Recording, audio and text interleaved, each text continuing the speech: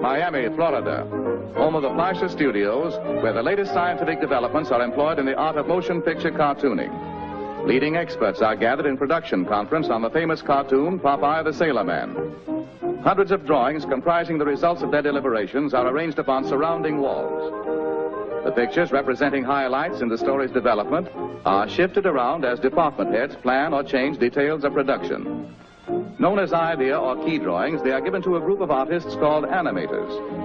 The animators further develop the idea by making additional sketches, each one of which bears a slight change in picture alignment and figure contour in order to depict a degree of progressed action.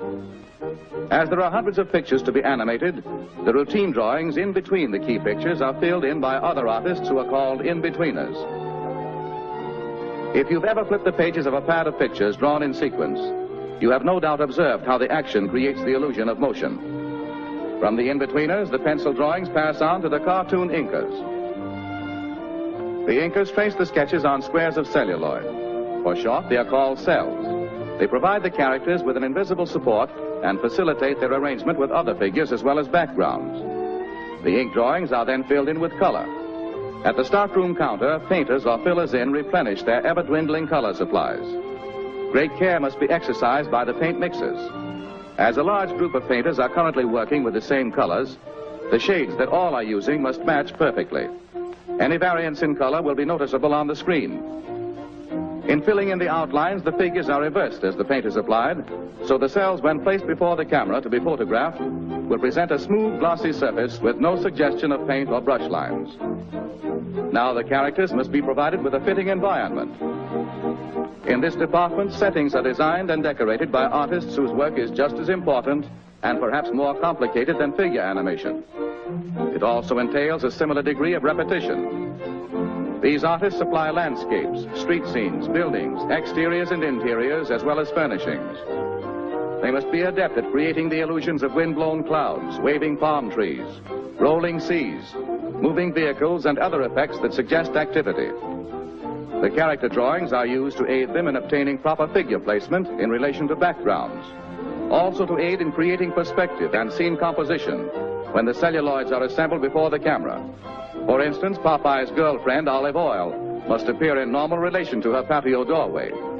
And it would never do to let Popeye miss the rug when he bends his painted knee in ardent admiration. Many cells or pictures are required to complete this action.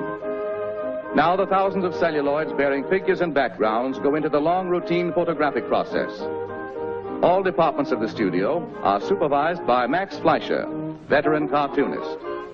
In bringing the spinach-inspired seagoing strongman to the screen, he is known as Popeye's Filmland Papa. One at a time, each drawing is placed in a holder, and a single exposure is made on film. Upon this new apparatus, actual scenes are constructed to convey the idea of depth and to permit the movement of backgrounds.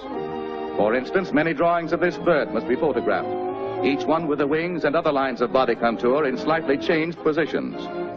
Also, with each exposure, the background is moved to create the illusion of flight. The process must be repeated many times with all characters and accessories that simulate motion. When it is realized that hundreds of sheets of celluloid, each bearing characters, properties, or scenic effects, must be superimposed one over the other so that figures will pass and repass each other in photographic action, thousands of exposures become necessary to complete the entire motion picture. The production of film cartoons is long on routine and heavy with detail, and requires considerable special equipment. The groups of pictures for each exposure are held in place by chromium register pins, and the holder is adjusted to the camera by heavy iron arms that lock in mesh. Beginning with one sustained picture, note how this series of pictures flashed on the screen up to the rate of 24 per second speeds the action.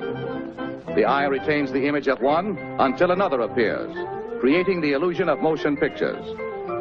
Finally, the picture goes into the cutting room, where the film is cut into scenes and edited. Voices are then recorded on the film, and department heads put Popeye through a preview. Princess, wouldst it please thee? Or, wouldst it please thou? What are you, a thee or a thou? Fairest one, I was about to say is that... Yes, I'll marry you. You will? Oh, she's gonna marry me. Oh, it's wonderful. I think she's making everything to say, but I don't know. Oh, I go. Bring me friends to the wedding, but I shall return. Oh, don't forget to come back. Heidi ho, Silver. Away.